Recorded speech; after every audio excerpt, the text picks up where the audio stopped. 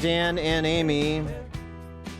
Well, there's only so much Tiny Dancer and the ballet troupe that he's got, the 50 city council members, can do as their national political clout dwindles. Their state political clout has run into interference from Governor Ronner. So one thing they can do. What is that? After that alderman like Brendan Riley. He's your alderman. Yeah, you can catch him. You catch him starting at about 1:30 at Boss Bar today. He does a happy hour there at Boss Bar from 1:30 in the afternoon to about 10:30 at night. So Monday through Friday, yeah. or no, actually 24/7. He's always happy to have you buy him a drink, or if you're a real estate developer, make a campaign contribution, including Donald Trump. Because he took a nice picture with the Trump family when Trump Tower went up. Yeah. Now he's leading the charge to have the honorary Trump Plaza signs removed from in front of Trump Tower over there in Wabash. You mean Wabash? And they have been. Oh, yes. Sunday morning, 8 a.m., when nobody was looking. And you thought it was the city that doesn't work anymore.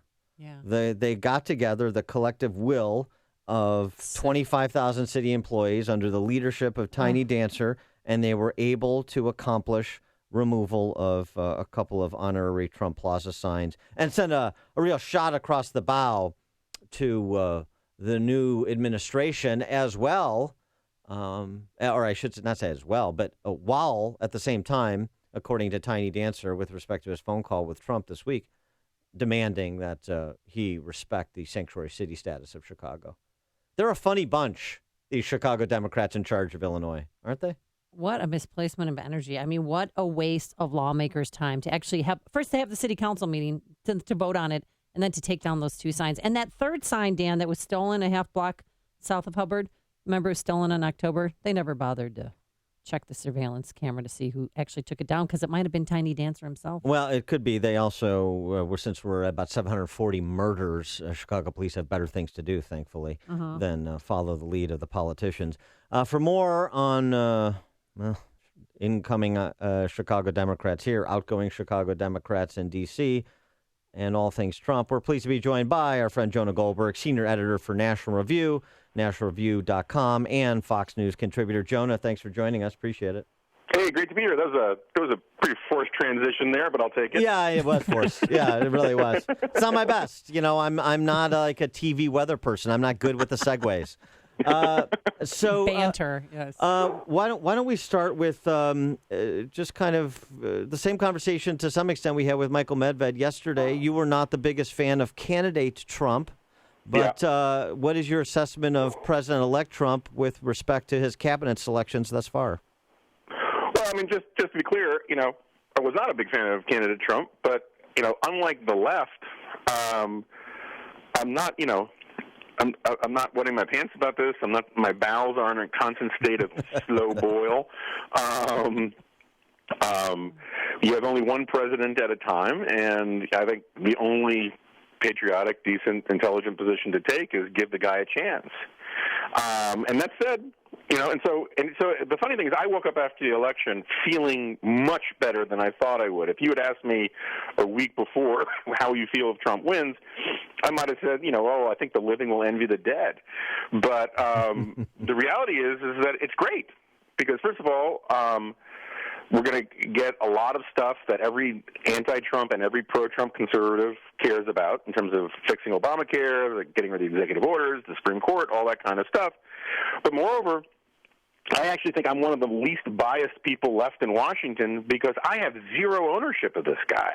Mm-hmm. And so it's really incredibly liberating. When he does something right, I'm free to say so. And when and if he ends up being the guy I thought he was in the primaries or in the general election as a candidate and implodes, I get to say I told you so. So it's sort of like win-win for this guy. And so far, I think most of the cabinet picks have been really, really good. Or let's put it this way, I think some have been fantastic, some have been good, and some meh. I'm a huge I think it was smart for Trump to have Steve Bannon in the White House, sort of on the LBJ style approach of saying it's better to have your enemies inside the tent pissing out. And I'm not saying that Bannon's an enemy of Trump's, but he can cause a lot more trouble as a rogue agent outside of the administration than in it. But he's probably the one I'm most critical of. I hear critical things about Mike Flynn for the job that he's been given. But, Betsy DeVos is fantastic for education. Mad Dog Mattis for defense is a home run. Tom Price for HHS, fantastic. I do think that it's, on the flip side, I don't think there's any objective, reasonable argument given the job description to give Ben Carson the job at HHS. At HUD, you mean? I mean, at HUD, I'm sorry, yeah. There's no credible argument for it unless they have some major political outreach plan about, this new deal for Black America and all that kind of stuff. But Ben Carson did not do a good job running his own campaign, running these PACs. There was a lot of sketchy business that he did there. And he knows literally nothing about HHS, which is just this huge check-writing operation. So I think in some ways that's sort of the worst one on the merits, but it's clearly a loyalty play. But all in all, if they can get across their tax reform stuff and all that, I will be the first one out on the roadside, holding up a Trump sign as the motorcade goes by. So, Jonah, who do you want to see as Secretary of State? Frankly, I care about this so much less. I mean, I think Donald Trump has kind of been brilliant at the way he has built up drama about this. He's turned it into, Cabinet Apprentice. If you had asked me 3 weeks before the election, would I like to see Mitt Romney, or 3 weeks after the election, would I like to see Mitt Romney as Secretary of State? I would have been like, why? I think Mitt Romney is an honorable and decent guy, but there's nothing in his past that says he's the obvious pick for Secretary of State. And so I think that this whole drama has been overblown. It's done a disservice to a lot of people. I think that the way Newt and some of these guys whine about Mitt Romney, what they're really doing is saying, hey, wait a second, I had to take so much crap for so long supporting Donald Trump, and then you're going to give it to this guy? They think that their sort of golden ticket of loyalty is being devalued by giving it to Mitt Romney, which I think is really lowering Mitt Romney not lowering Mitt Romney. It's really sort of debasing Newt Gingrich. It's making him look very small and petty. But I think John Bolton makes the most sense. The job is twofold. It has to be about dealing with the world abroad in a serious and tough-minded way, and it has to be about fixing the bureaucracy at the State Department. And John Bolton is the only guy who knows anything about the bureaucracy at the State Department and has a somewhat, simpatico philosophy with Donald Trump about foreign policy. Jonah, I know you wear a lot of hats, but I think there's a job posting that really is ideally suited for you, and maybe you could do it part-time, or maybe they could pay you enough money where you could put all of your worries away. It is inside the Beltway. Google, looking for someone who speaks Republican to act as a liaison between Eric Schmidt and all of the nerds at Google to all the conservative, libertarian, free market groups that they've heard so much about but don't know anything about in D.C. This is an actual job that Google has posted to try and get with the times. Isn't it interesting how Silicon Valley is recasting their position with respect to D.C.? I hadn't heard about this, but it makes total sense. I mean, especially for someone like Eric Schmidt, who, ran Hillary Clinton's data operation, which is really what put her over the top. And you get the sense that there are a lot of people. I mean, I always love this, regardless of party. After the election, the people who bet on the wrong horse, they're sort of like Ron Burgundy in the bear pit, and I immediately regret my decision. It's fun to watch.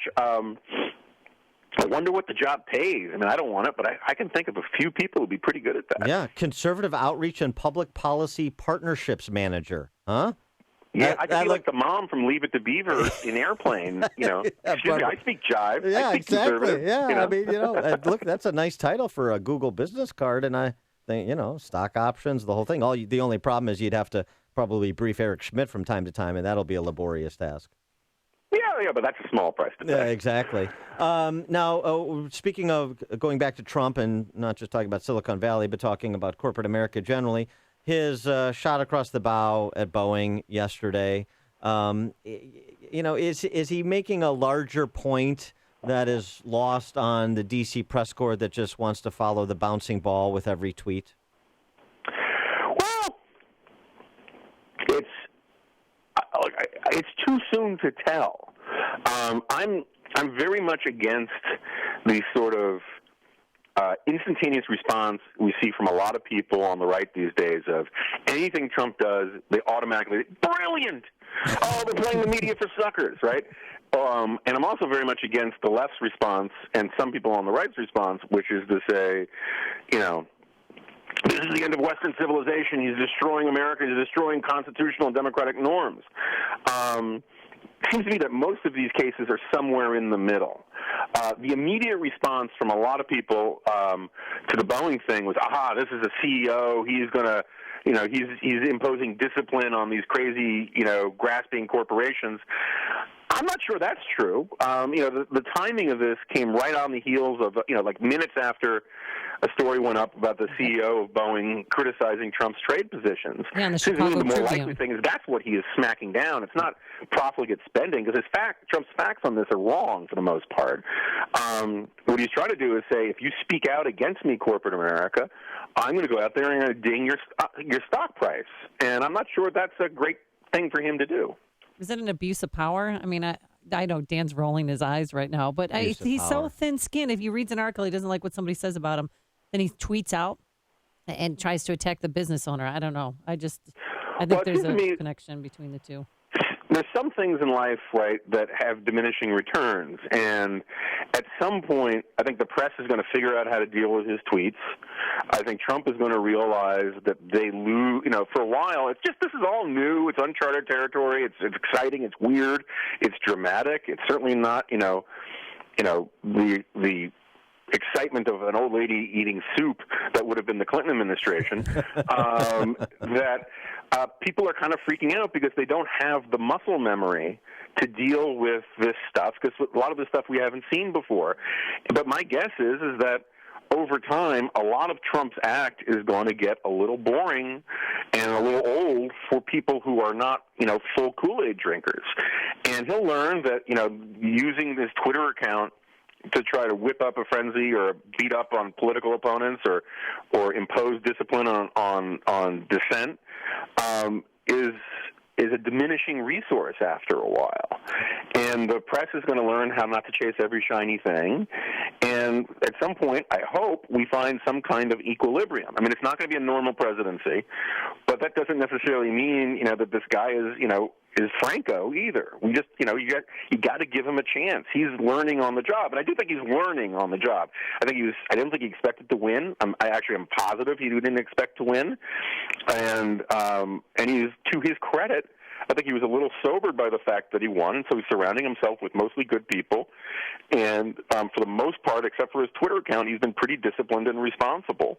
But I'm more worried because I'm the kind of guy who thinks character is destiny, that what does Donald Trump look like a year from now when he takes it for granted that they play Hail to the Chief every time he enters the room and that he's the leader of the free world. I don't trust his instincts as much as a lot of his fans do, but I'm willing to give him a shot. All right. He's Jonah Goldberg, senior editor at National Review and Fox News contributor. Jonah, thanks as always for joining us. Appreciate it. Great to be here, guys. Thank you. And he joined us on our turnkey.pro answer line. I'm Lou.